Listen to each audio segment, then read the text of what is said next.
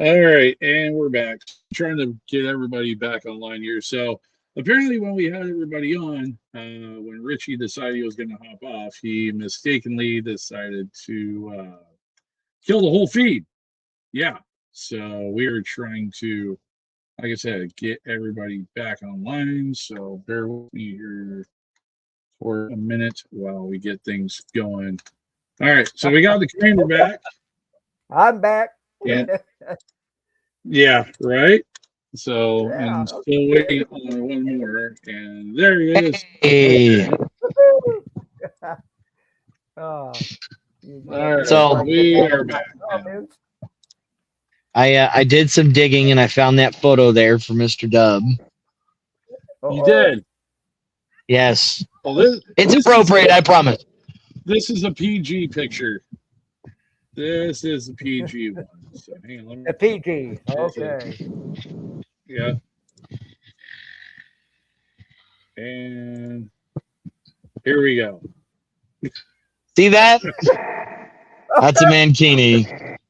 Okay. That's the PG version.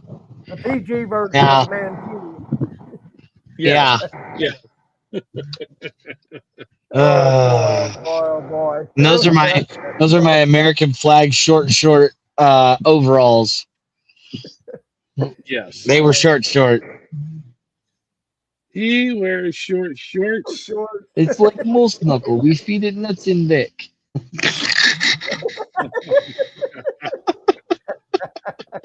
I tell you Oh. what, the other pictures where it's him cruising up and down the beach, yeah, the boots are still on, but the pants aren't there.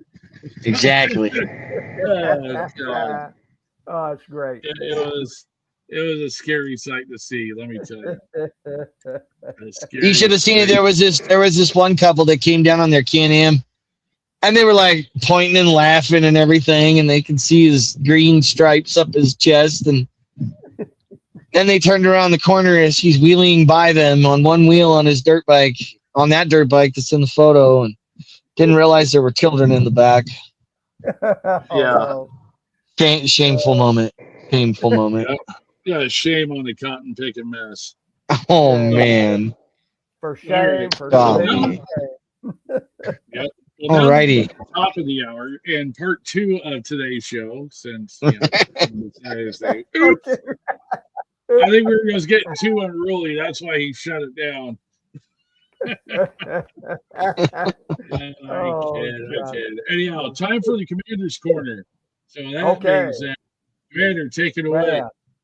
Well, okay, I'll do that. Hey, we have all, well, not everybody, but I think for the most part, I think everybody has watched Forrest Gump sometime or another. Okay, and we're all familiar. I'm going to tell you a story about the true Forrest Gump. Okay, all right. Well, if you've ever seen Forrest Gump, you've already seen Sammy Davis get the Medal of Honor. You just didn't know it. You see, Sammy Davis was born in Dayton, Ohio on November 1st, 1946, and was raised at French Camp, California. His family had a long tradition of military service, and his grandfather served in the Spanish American War. His father, Robert Davis, was in World War II, and his brothers, Hubert, Buddy, and Darrell Davis, served in Korea and Vietnam. Respectively, Davis attended Manteca High School in Manteca, California, where he was a member of the football and diving teams. He also participated in Sea Scouting in Stockton. And after his junior year of high school, Davis's family moved to Indiana and he graduated from Mooresville High School in 1966. Davis enlisted in the United States Army from Indianapolis, Indiana in 1965, and in March 1967, Davis was sent to South Vietnam as a private first class and was assigned to Battery C, 2nd Battalion, 4th Artillery Regiment, 9th Infantry Division. In the early hours of November 18th in 1967, his unit at Fire Base Cudgel, west of Chu Lai, fell under machine gun fire and heavy mortar attack by the estimated three companies of Viet Cong from the 261st Viet Cong Main Force Battalion, which swarmed the area from the south to the west. Mortars and recoilless rifles walked across the position, blowing apart guns, and dropping men everywhere. A river was the only thing between the enemy and the howitzers. Davis grabbed a machine gun to cover his gun crew, and the recoilless rifle round blew him off his feet and into a foxhole. He got up, his back was broken, he was burned and bleeding, and his gun crew was down. So he went to a 105 millimeter howitzer and worked it almost alone, loading and firing and getting knocked flat by its own recoil onto his shattered back. Then getting up and doing it again. He fired beehive rounds packed with thousands of little darts straight into the attackers at point blank range. Then he heard wounded Americans calling from across the river on the enemy's side. Sammy Davis could not swim. His back was broken. None of that stopped him. He grabbed an air mattress, pushed off into the water under fire, and paddled across to the far bank. He found 3 wounded men and brought them back across that river, one at a time, refusing to leave a single one on the wrong side.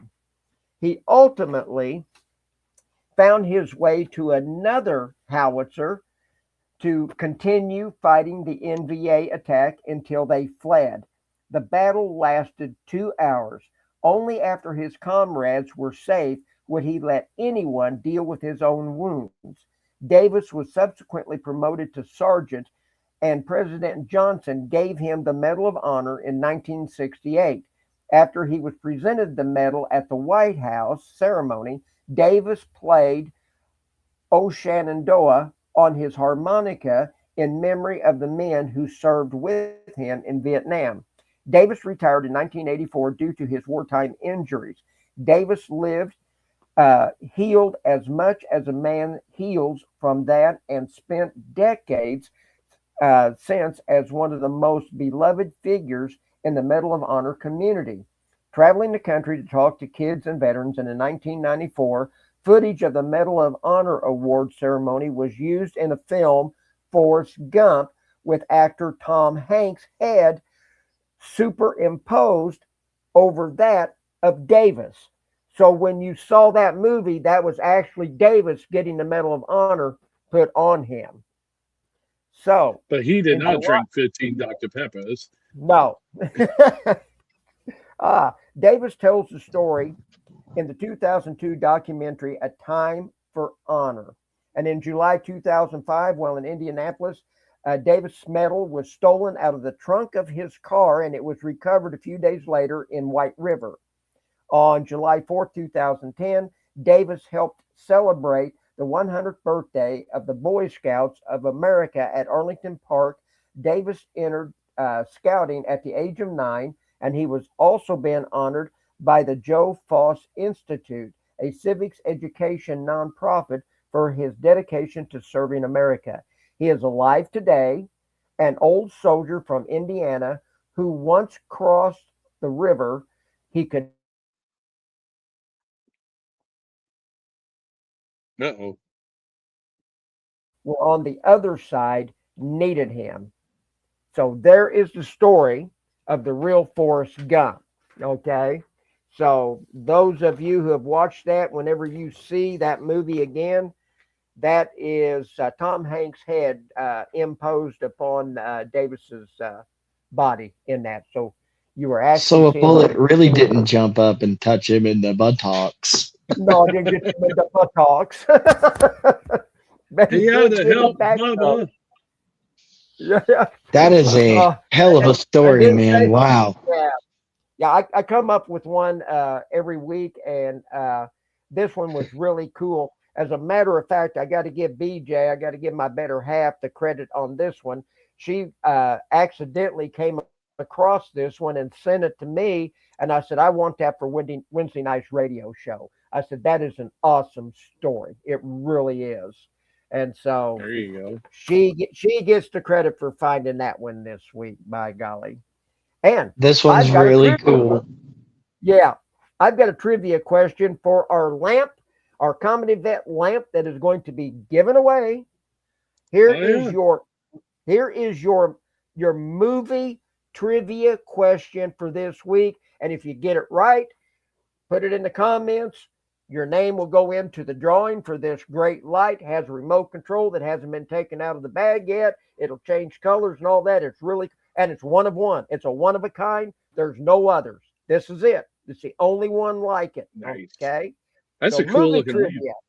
Oh, it is. It is awesome. Richie's had it lit up on the show before. I saw it last week. It does all kinds of stuff, cool stuff. Oh, it's cool. Sorry, It's Commander. cool. Oh, that's okay. What is the name of the fictitious island that served as the setting for the first Jurassic Park movie? And I got a bonus question. What real country? Oh, I can't do that. Not yet. Okay. We'll do the first one first. Okay. So there you go. I'm going to give you the question again. Okay. Your trivia question. What is the name of the fictitious island that served as the setting for the first Jurassic Park? So there you go. And I've watched Jurassic Park several times. I didn't even catch the name of the island. I didn't even catch it. I didn't know. God, I've watched that movie so many times. I don't even know. I have it in front of me. I want to say it, but I'm not going to because I'm a host right now. Let's just say before verifying what I thought it was, I was right for the second one, but not for the first one. So, but I have the correct answer sitting in front of me. Oh, ding, ding, ding, ding. Yeah, Dean, right out the gate. Dean got it. Dean got it right out of the gate. Your name's in the drawing, sir.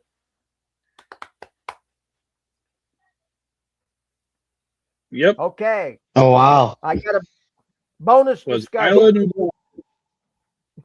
I got a bonus discussion. What real country was Isla Nublar supposed to be nearby? He has that one in here too. He has it in his answer. Yeah, it's in his answer. Costa Rica. Oh, I didn't Costa see it in Rica. there. That's Costa Rica. Yep. He got both of them at one swift go. Way to go, Dean. Dang, dude. Dean's a just smart rocking feller. there. Yeah, he is. He's a He smart is. feller. There you go. That's all I got for my corner on this show. There you go.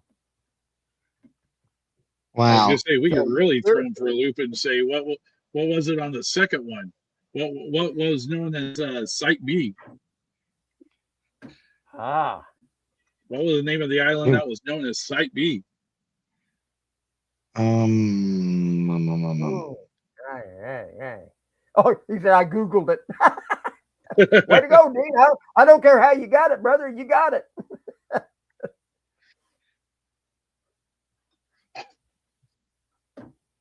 No. Hmm. Going once, Yeah. going twice. It gone. Isla Gone. Sorna.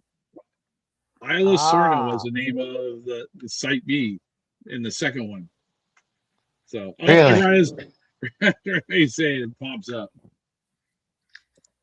So I keep forgetting about the delay. It happens. So anyhow, yeah. So now we got that done. There's that. Yeah. Got me over here sounding like you're Dean in the past BB Nation radio episode. And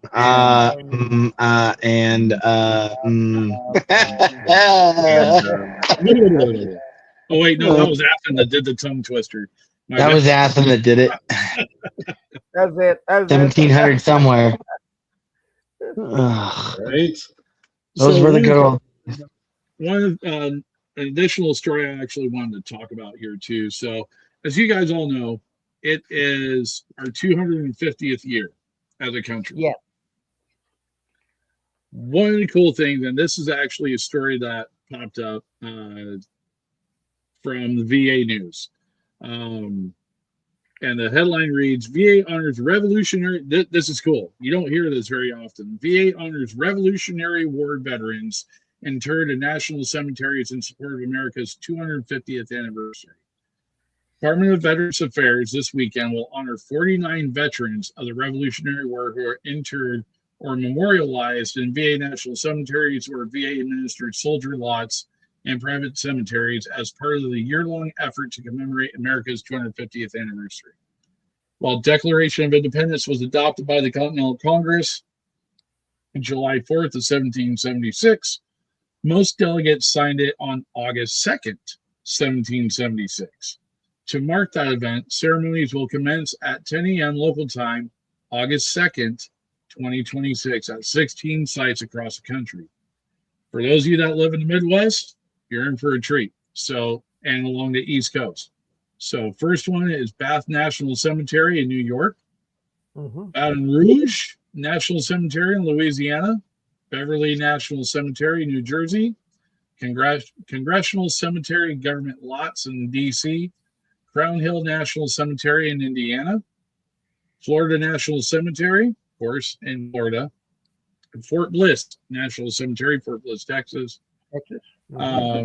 Fort Winnebago Cemetery Soldiers Lot in Wisconsin, Gerald B.H. Solomon Saratoga National Cemetery, New York, Great Lakes National Cemetery in Michigan, Indiantown Gap National Cemetery in Pennsylvania. So, Dean, coming right to you. Jefferson Barracks National Cemetery in Missouri.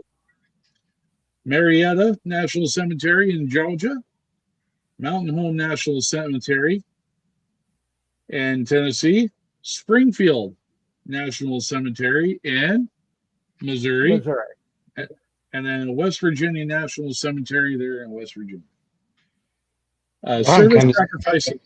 Sorry, go ahead, Carl. No, never mind. I was going to say, sorry. It was crazy to not hear Willamette National Cemetery up there, where all the vets are laid to rest up there. Yeah, well, I don't really think there's very many Revolutionary War guys out on the West Coast. Just saying. Probably not. I mean, there is that. Service, sacrifice, and patriotism are qualities displayed by our veterans going back to the very founding of our nation, said VA Undersecretary for Memorial Affairs Sam Brown.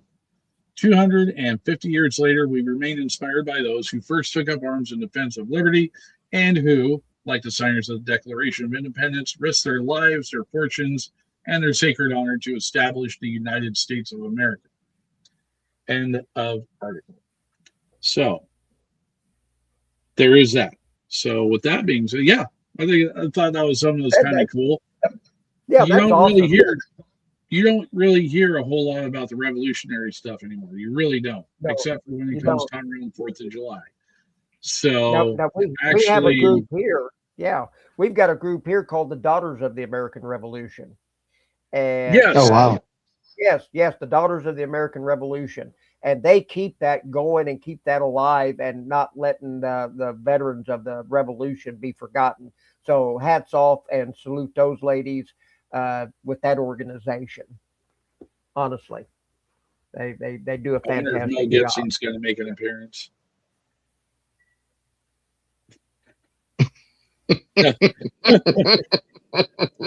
Slow burn. Yeah. Mel Gibson showed up with his ponytail and his tomahawks. Yes, and his tomahawks. The original Ranger. Yeah. So, but, used to have a display back in high school called the High Cost of Freedom display, and it was the singular pop tabs. And it was 39 boards long, and it stretched from the very first war all the way to Afghanistan, Iraq. And when we were putting this together, September 11 unfortunately happened. And so we put all of the named people, which at the time we had only had I think it was 1,200 tabs or something like that.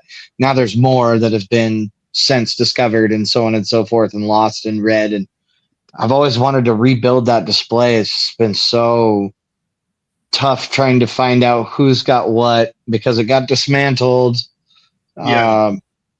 I think our friend Kel's got all the pop tabs, but it had carried the Revolutionary War and 5-gallon buckets and everything else. We took all that down. There were so many tabs. And I tell you, and I got a chance to see this too, Carl, as you know. Yeah, Commander, I got a chance to see this thing that what Carl's talking about, when I was helping out with that project because it had to be torn apart. The wood and everything else was coming apart. I mean, it's been so long since this Yeah, has been put up and whatnot. it And had been rotted, just and the unfortunately, the garage that it was, there was vermins in there, and they got to the wood. And Wow. but Commander, I wish you could have seen that, man. It was a bunch of high school students that put it together. Unfortunately, I have no pictures of it. I do have memories though. We're at the traveling wall, Vietnam Fallen Memorial Wall that came up to Willamette National Cemetery one year. We placed ours along the walkway up to that, and there were so many vets that would walk by and read the banner and go find their war and like touch a few tabs, and you would watch them cry. There was one guy that collapsed in front of him. I took it up to the John Kyle Daggett Foundation, which was in Vancouver, Washington. We had it all set up there. He was killed at 23 years old, I think, in Iraq, if I remember correctly. And he has a special green tab that his mom had asked me to put on that board for him. So it was something to. It was a sight to be seen. I'll tell you that. Yeah, That's awesome. that it most certainly was. It was an amazing display of. Unfortunately, KIA, POW, MIA, any types of death during those tours. Unfortunately, that's I don't know how you would put that. It's more the crummy thing of the display, but when you see it, yeah. You don't really understand just the weight of it, as far as with the casualty count of what it costs for us to be able to retain our nation, to protect our constitution and our way of life, absolutely. Even for as flawed as it is. I mean, it's still the beacon of the free world. It really is. Even with all its kinks and flaws and everything else there in it. I mean, you take a look at just the sheer amount, and even then, I mean, even when this wall was put together, I mean, you take a look at the amount of tabs around those steel cables. Is 4 by each 2,500. There's 25,000 per section. Yeah, it was a 4 by 8 section of plywood, and you had all these different. You had several freaking strings of quarter-inch steel cable. It was aircraft steering cable. Yeah, and you take a look at it, and some of them were like halfway up. Half to 2/3 of the way up the board, with what, that 4 foot, 4 foot, 3-4 foot length of cable. And it's like, Jesus, man. And then when we did the disassembly, just seeing how much, in the bags and the buckets and everything else. And that was a humbling deal too. Actually picking up all that weight. And it just puts it into a different perspective. It's like, this is what it costs. And well, one of the reasons that was one of the reasons when we were constructing the memorial for this is that we wanted people to be able to feel it and touch it, so that they could understand the cost. And we've covered this a few times. I really wish I could find the pictures, but I mean, the first rendition that we did, it was all done in nylon string. And the nylon string actually broke when we were going to Fort Vancouver days. Vietnam all over the floor, 59,000 tabs all over the floor of the U-Haul truck. And we literally were like, what can we do to make this better? And then they donated 3/8 aircraft steel cable. And so we went at it again. It took us 4 years to build it, and then it took us another 4 years to redo it.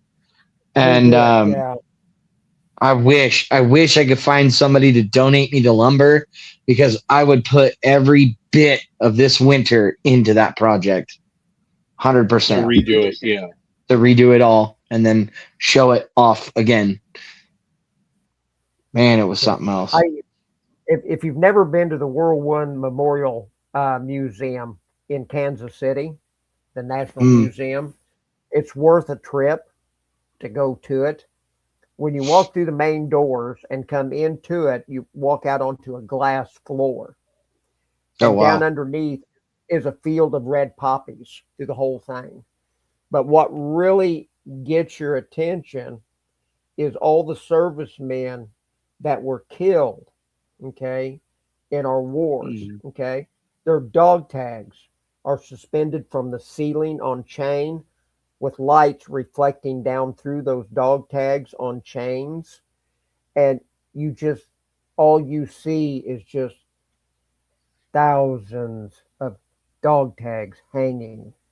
And the impact of that really hits you right between the eyes because you think those dog tags at one time were hanging around the soldier who was alive, breathing, Right. walking, Yeah. laughing, crying, with a family, dreams of a family, whatever. And I mean, that just really walks out and just hits you right between the eyes. It's an eye opener. Hmm. I've literally seen groups of kids when we went down and went through there. We took our homeschool kids a good number of years back through there, and there were some other students coming through.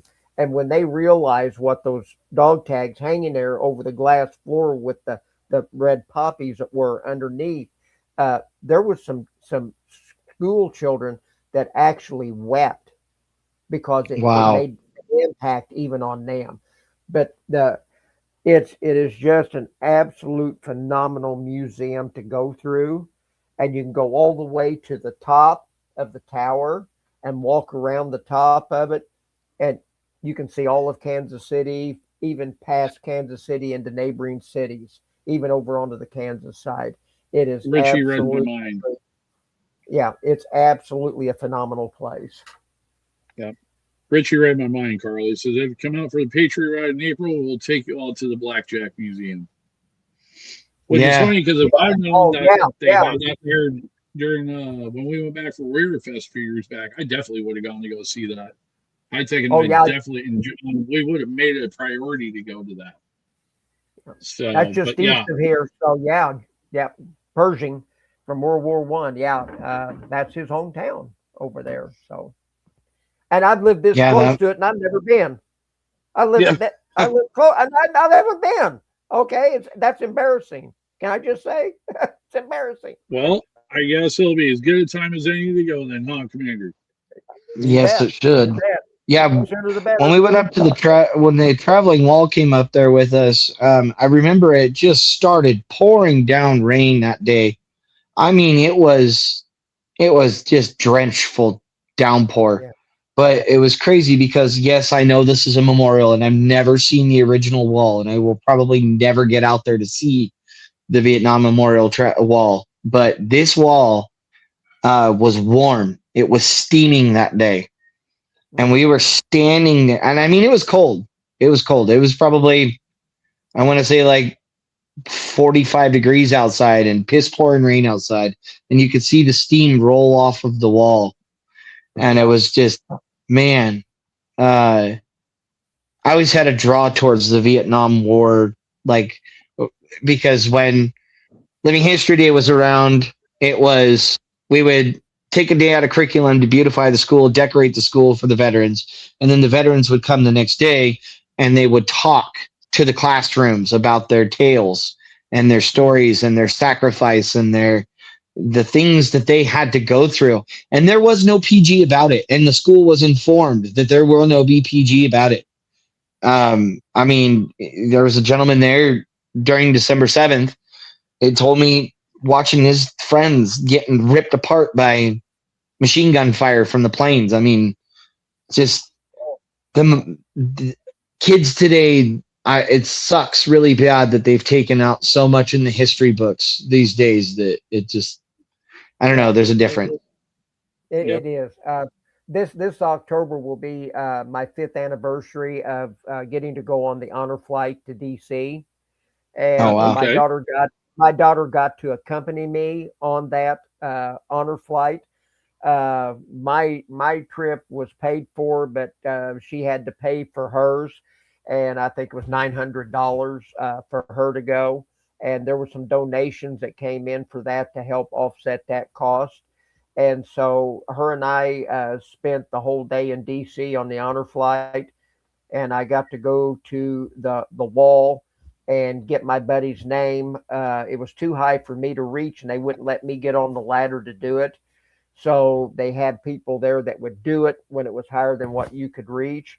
And I told him, I said, make sure you do it good, because I said I would. I want to be able to see. I want to be able to see Robin's name. So anyway, I got his name. We went to the Lincoln Memorial. We ate our lunch at Reflection Pool. One of the things that really, and that wall. I mean, it was October, and the weather. It was a beautiful day, but people had jackets and stuff on. But when you got close to the wall, the reflection and the heat coming off of that wall in DC, it almost break you out in a sweat. Oh my gosh. Honestly, it reflected the heat back.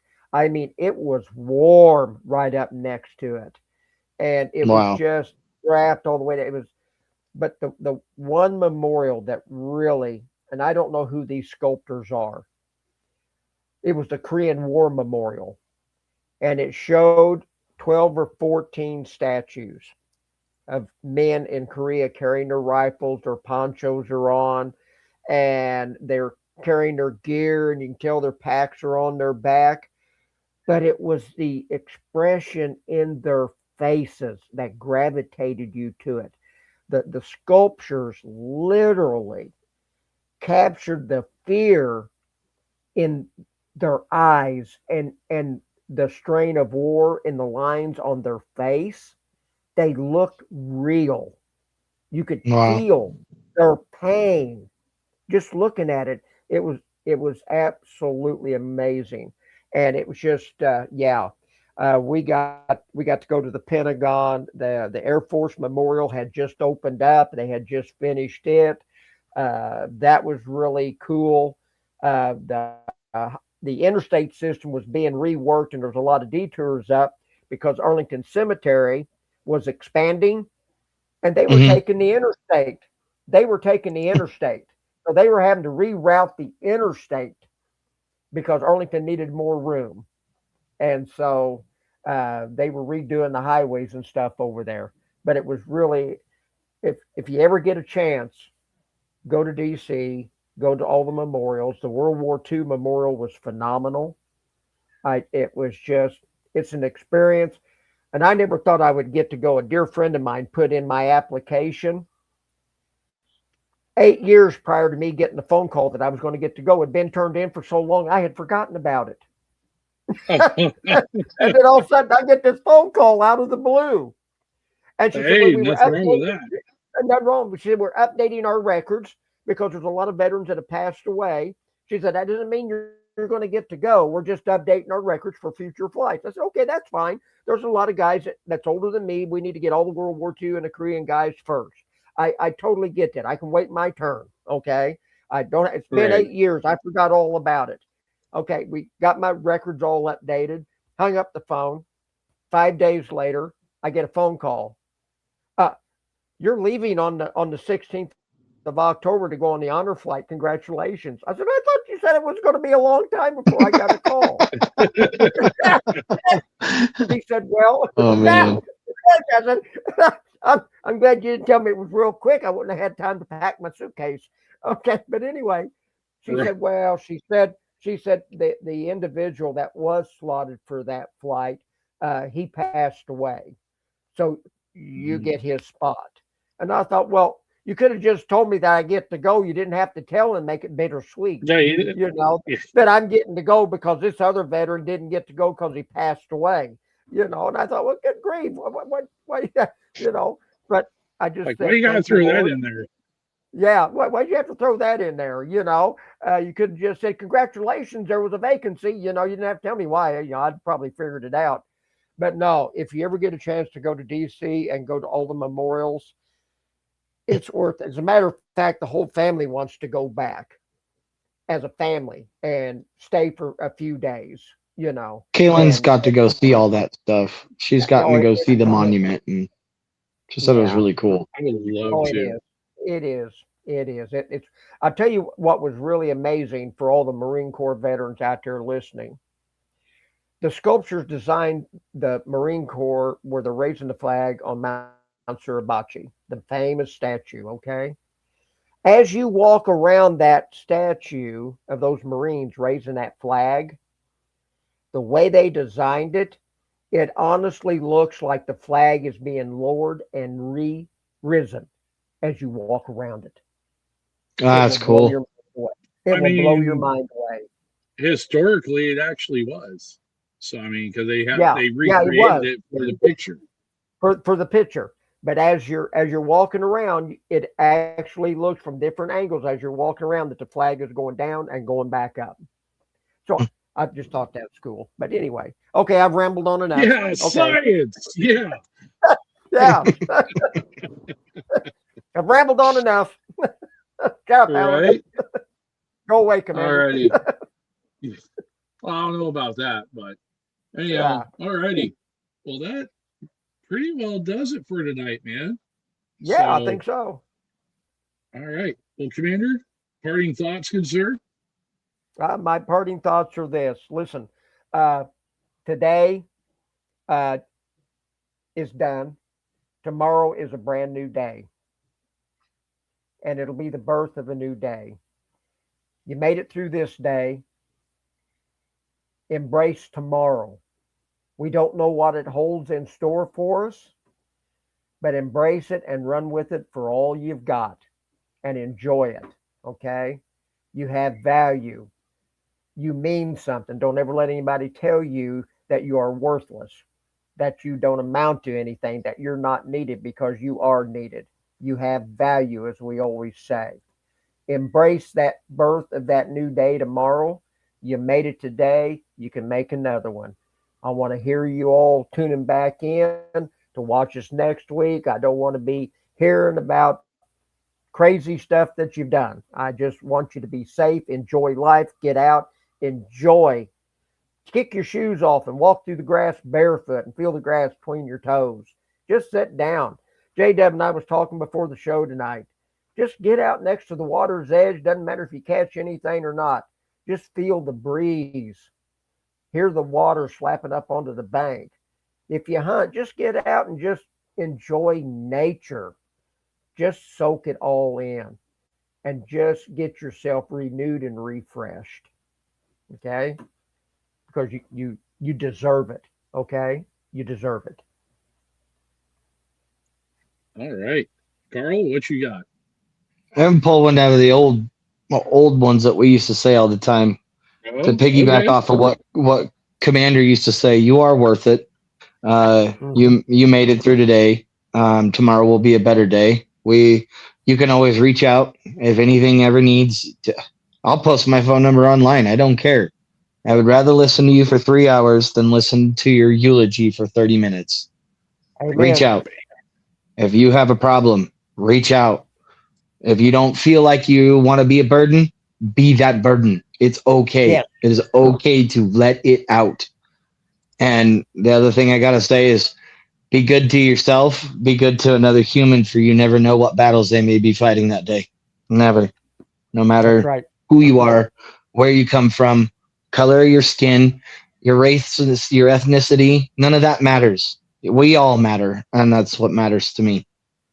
That's right. By golly. And going off of that, 988 is a number to call and or text if you're There you are. in one of those dark places. So somebody is available all the time. Doesn't matter where you are, doesn't matter what time, none of it. So give us a call, give them a call. You know, the resources are out there.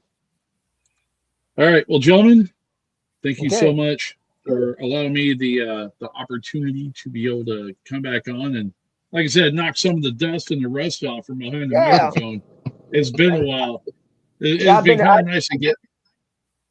Been kind of nice to get back on here in front of the camera again. You know, aside from doing weddings and whatnot. And I'm not just talking about.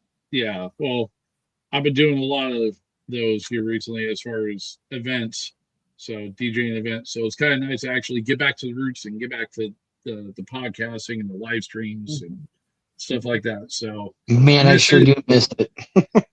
You and me both, brothers. So who knows? Yeah. Maybe something will happen here in the near future. We'll see. So yeah, with that being said, I'm J-Dub, that's Commander, that's Carl. Richie will be back in next week. And without anything else to go, We tried to reach out to the man who died in this pursuit. They were unavailable for comment. Micah, back. Never gets old. it never gets old. All right, guys, have a good one. We'll see you next week Okay. right here All on right. King's Court. Good getting caught up with you guys again.